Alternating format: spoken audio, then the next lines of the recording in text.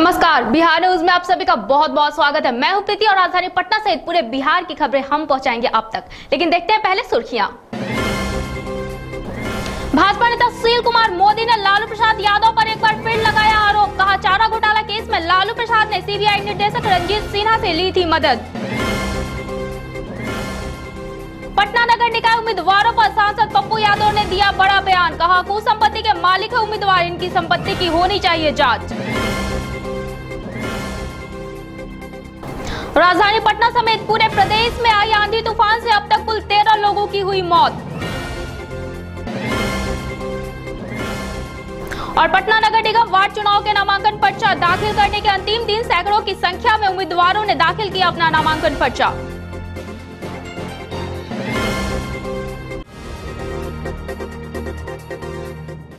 बढ़ते हैं खबरों की ओर विस्तार से।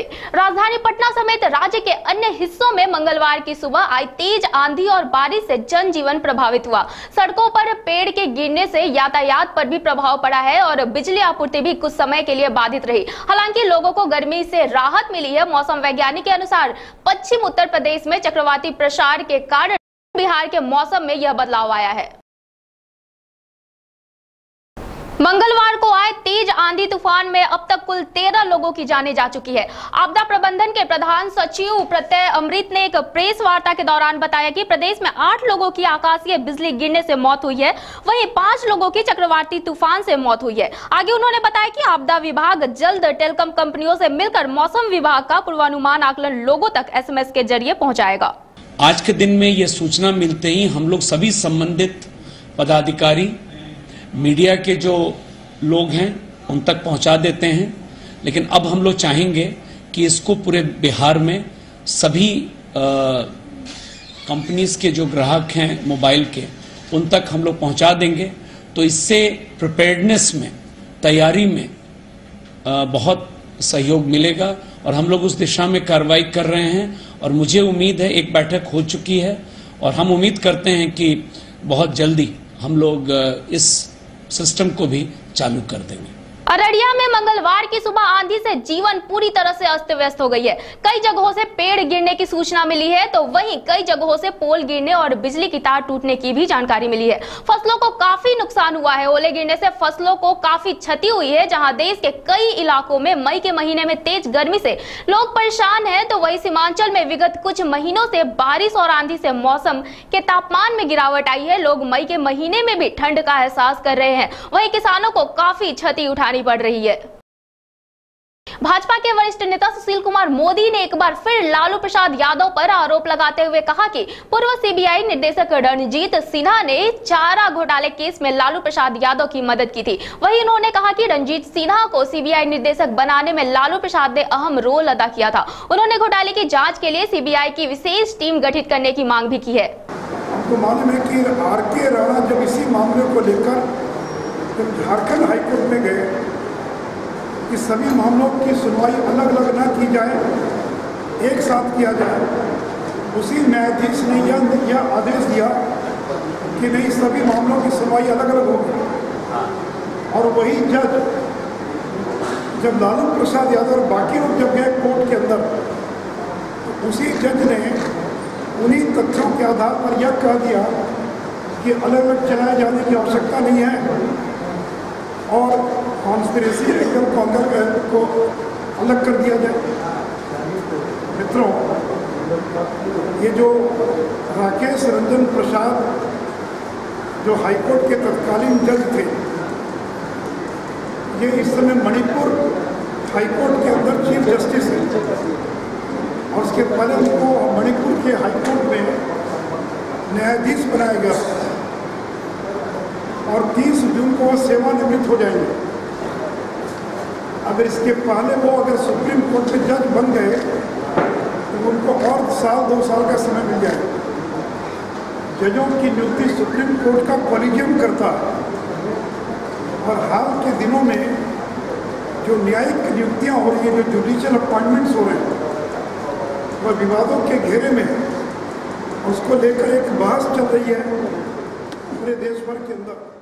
उधर जन अधिकार पार्टी के संरक्षक और सांसद पप्पू पप्पू यादव ने एक प्रेस वार्ता के मौके पर कहा है कि पटना नगर निगम चुनाव में खड़े हो रहे उम्मीदवार अकूत संपत्ति के मालिक है। उन्होंने सभी उम्मीदवारों की संपत्ति की जांच राज्य सरकार से करने की मांग की है। वहीं पप्पू यादव ने मांग किया है कि सभी पार्टी के नेताओं की संपत्ति की जांच कर भ्रष्टाचारियों को 3 महीने में फांसी की सजा होनी चाहिए। अभी जितने काउंसलर का चुनाव हो रहा है सब करोड़पति और अपराधी चुनाव लड़ रहे हैं। टोटल एक भी सही आदमी चुनाव नहीं लड़ रहा है पटना में या कहीं भी। सब के सब करोड़पति और अपराधी, जमीन माफिया और रियल एस्टेट। 95% बिहार के जो पॉलिटिशियन है उसको 80% 5 सालों में उसकी इनकम बढ़ गई। अब सोचिए ना, 156 करोड़पति हैं। कटिहार के राष्ट्रवादी भवन में एनसीपी के राष्ट्रीय महासचिव सह कटिहार के सांसद तारिक अनवर ने एक प्रेस वार्ता को संबोधित किया। प्रेस वार्ता को संबोधित करते हुए तारिक अनवर ने लालू प्रसाद यादव और शहाबुद्दीन के टेप प्रकरण मामले पर कहा कि बिहार सरकार इस मामले को देख रही है, जो भी उचित जांच होगी वो की जाएगी। वहीं उन्होंने पाकिस्तान द्वारा भारतीय सैनिक के हत्या कर शव के साथ बर्बत्ता मामले पर कहा कि हमारे देश में मोदी सरकार रक्षा मंत्री खोज नहीं पा रही है और इसलिए पार्ट टाइम रक्षा मंत्री से ही काम चला रही है। यहाँ तक अखबारों में हमने पढ़ा है कि मुख्यमंत्री जी ने उसके पूरे मामले की जांच के लिए आदेश दिया है, तो जांच की रिपोर्ट आने दीजिए। अगर ऐसी कोई बात होगी तो मुख्यमंत्री उस पर कार्रवाई करेंगे। कितना सही है सर? तो मुझे इसकी कोई जानकारी नहीं है और इसकी सत्यता पर मुझे पूरी तरह से उसको कहना मुश्किल है। टेप जारी हुआ है सर, टेप में ऑडियो टेप आया है। अब ऑडियो टेप सही है गलत है, वही तो जांच का मतलब क्या होता है? जांच ही हो रही है कि वो टेप सही है या नहीं है, और जब उसकी जांच हो जाए, उसकी सत्यता साबित हो जाए, तो उसके बाद जो कानूनी कार्रवाई है वो मेरा ख्याल है बिहार सरकार करेगी। पश्चिमी चंपारण जिले में चंपारण सत्याग्रह शताब्दी वर्ष के अवसर पर नगर के टाउन हॉल में गांधी पैनोरमा फिल्म फेस्टिवल का आयोजन किया जा रहा है। इस दौरान बेतिया के नगर भवन में मंगलवार को 2 सत्रों में 5 फिल्में दिखाई गई। इस अवसर पर भारी संख्या में दर्शक उपस्थित रहे। कला संस्कृति एवं युवा विभाग के अंतर्गत बिहार राज्य फिल्म विकास एवं वित्त निगम लिमिटेड द्वारा आयोजित गांधी पैनोरमा फिल्म महोत्सव का आयोजन बेतिया के टाउन हॉल में 7 मई से 9 मई तक किया गया।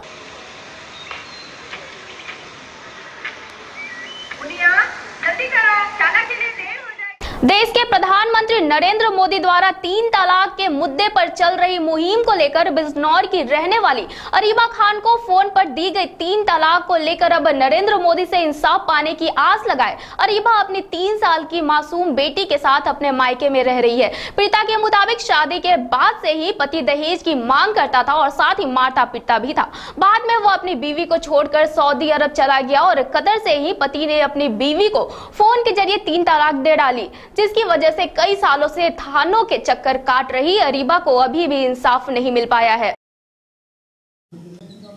मेरा नाम जावेद खान है जी। क्या परेशानी है आपको बेटी के बारे में? परेशानी ये मैंने बेटी की 11-12 में शादी की थी, बड़ी हैसियत से और बड़ी उम्मीद के साथ जी। वो क्योंकि लड़का इंजीनियर था कतर दोहा में जी, और जो भी मेरी हैसियत थी बाहर मैंने उसको दिया था, अपनी हैसियत से दिया था। मगर वहाँ पर उन्होंने मेरी बेटी को 9 अप्रैल को रात के 10 बजे मेरे ही फोन पर 3 बार तलाक दे दी। मेरी शादी 11 नवंबर 2012 में महमूद इजाक के साथ नहटौर में हुई थी। जब से मैं ससुराल में गई हूँ पहले दिन से उन लोगों ने मुझे परेशान रखा।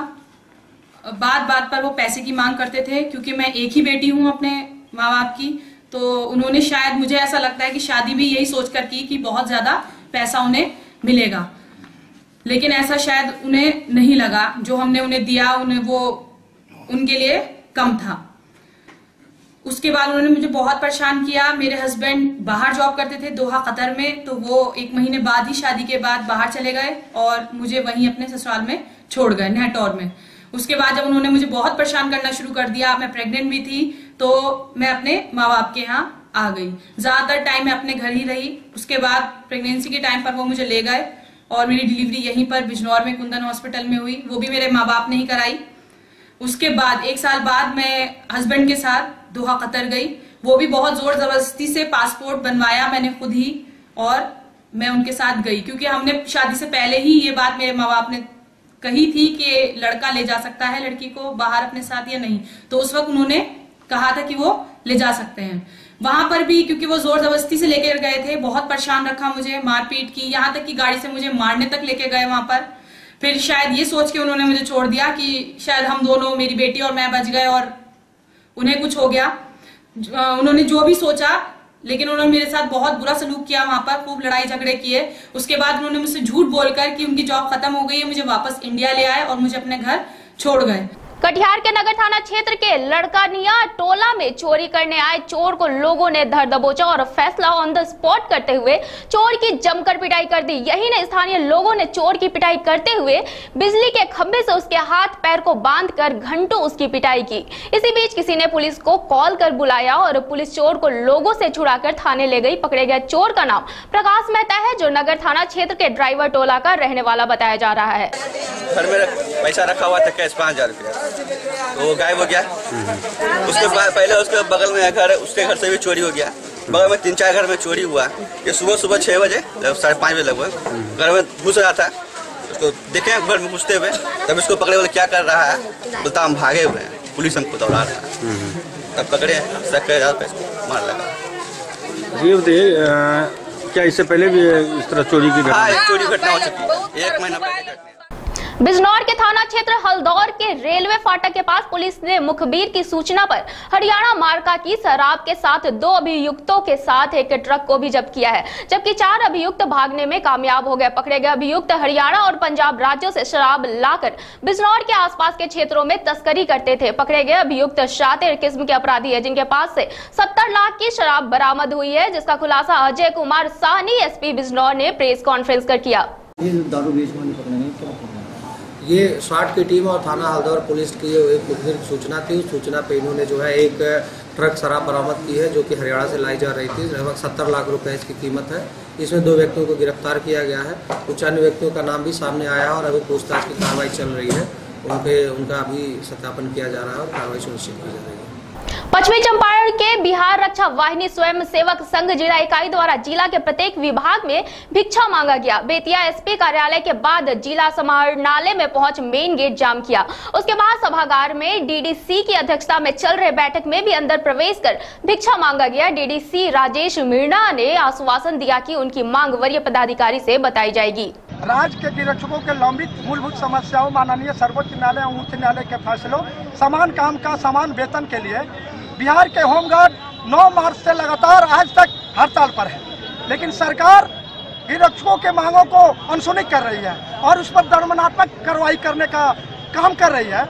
इससे बाध्य होकर के संघ ने फैसला लिया है कि जब तक माननीय सर्वोच्च न्यायालय और उच्च न्यायालय के फैसला को लागू नहीं कर दिया जाता है, हम लोग अपना आंदोलन करो मरो नारा के साथ आर पार की लड़ाई के साथ करते रहेंगे। बिजनौर में आईजी ने एसपी ऑफिस का निरीक्षण किया। निरीक्षण के दौरान आईजी ने पुलिस अधिकारियों को सही से साफ सफाई रखने तथा गाड़ियों की पार्किंग सही से करने के निर्देश दिए। वहीं एसपी ऑफिस पर फरियाद लेकर पहुंचे एक फरियादी ने भी आईजी को अपनी व्यथा सुनाई, जिस पर आईजी ने इंसाफ दिलाने की बात कही है। आईजी ने यह भी निर्देश दिया है कि सभी थानों में फरियादी के लिए जल की सुविधा के साथ अच्छा बर्ताव भी किया जाए। एनुअल इंस्पेक्शन हमको करना होता है। वही एनुअल इंस्पेक्शन के क्रम में जनपद बिजनौर का एनुअल इंस्पेक्शन मैंने किया है। इसमें एक थाना नूरपुर का कल किया था और आज अभी मैं जा रहा हूँ मंडावर थाने का इंस्पेक्शन करने। पुलिस ऑफिस का भी इंस्पेक्शन किया, निर्देश दिया, पुलिस लाइन का भी इंस्पेक्शन किया, सुबह परेड का भी इंस्पेक्शन किया। सब जगह देखने के बाद मैंने एसपी साहब को काफ़ी डिटेल्स में चीज़ें बताई हैं। साफ़ सफाई पे ध्यान देने की ज़रूरत है, रिकॉर्ड्स के रखरखाव के संबंध में डिटेल्स बताई, पुलिस लाइन के अंदर परेड की कमियाँ बताई हैं, पुलिस लाइन के अंदर वाहनों का रखरखाव के संबंध में बताया। काफ़ी डिटेल्स में एसपी साहब को निर्देशित किया है और ये सारी कमियों को पूरी करेंगे और उसके बाद आकस्मिक निरीक्षण के द्वारा मैं उसको पुनः चेक करूँगा। पटना नगर निगम के लिए होने वाले चुनाव की गतिविधियां तेज हो गई है। मंगलवार को पर्चा भरने के अंतिम दिन सैकड़ों की संख्या में वार्ड प्रत्याशियों ने अपना नामांकन पर्चा दाखिल किया। 207 पुरुषों ने जहां अंतिम दिन अपना नामांकन पत्र भरा, वहीं 304 महिलाओं ने अपना नामांकन पर्चा दाखिल किया। अब तक सबसे अधिक नामांकन वार्ड नंबर 70 में भरे गए हैं, जहां उम्मीदवारों की कुल संख्या 29 है। वहीं सबसे कम उम्मीदवार वार्ड नंबर 2 और वार्ड नंबर 66 में है। उधर वार्ड प्रत्याशियों का अपने क्षेत्रों में लगातार जनसंपर्क अभियान तेज किए हुए हैं। वार्ड नंबर 1 के प्रत्याशी उमेश चौधरी ने अपने सैकड़ों समर्थकों के साथ घर घर जाकर लोगों से अपने पक्ष में वोट करने की अपील कर रहे हैं और वहीं वार्ड की समस्या के निदान की बात भी कर रहे हैं। वहीं वार्ड संख्या 1 में भी प्रत्याशी छठिया देवी भी वार्ड क्षेत्रों में घूमकर जनसंपर्क अभियान में जुटी हुई है। वार्ड संख्या 46 की शकुंतला देवी का कहना है कि वार्ड पार्षद का चुनाव जीतने के बाद वो क्षेत्र की समस्या का निदान करेंगी। यहाँ पे सर बहुत वर्षों से जो है कि करीब 1 साल से यहाँ के जनतागण को पेंशन नहीं मिल पाया अभी तक के। सभी के लिए दौड़ते दौड़ते थक चुके हैं। काफ़ी जनता लोग ब्लॉक गए, ब्लॉक के चक्कर लगाए हैं। प्रमंडलीय आयुक्त को लेटर लिखा गया है कि सभी को पेंशनधारियों को पेंशन कृपा कर दिलाए। 600 से 800 आदमी के लगभग में जनता के लिए जो जितना संघर्ष होगा 24 घंटा संघर्ष कर करके जो भी समस्या है उन समस्या को हम निदान करने की कोशिश करेंगे। नाला का पानी का निकास नहीं है, नाला का निकास नहीं, नदी कहाँ पानी गिरेगा, कोई विकास नहीं। शिक्षा के बारे में, बच्चों की शिक्षा के बारे में क्या कहना है? बच्चों का स्कूल है, उसका साधन नहीं है, छोटा भवन नहीं है, स्कूल उसका पढ़ना का साधन नहीं है। देखभाल क्या होना चाहिए, क्या नहीं होना चाहिए, ये सब माने जरूरी चीज़ है। ये सब जरूरी चीज़ के लिए हम माने ये हुए हैं, ये सब करवाना चाहते हैं। जीतने के बाद बहुत कुछ देखभाल सुरक्षा करेंगे ही, जो भी बने चलेगा बहुत अच्छे से देखभाल करेंगे, कोई दिक्कत नहीं आएगा, कोई कमियां नहीं रहेगी। अभी के खबरों में फिलहाल इतना ही। मुझे दीजिए इजाजत, लेकिन बने रहिए बिहार न्यूज के साथ। नमस्कार।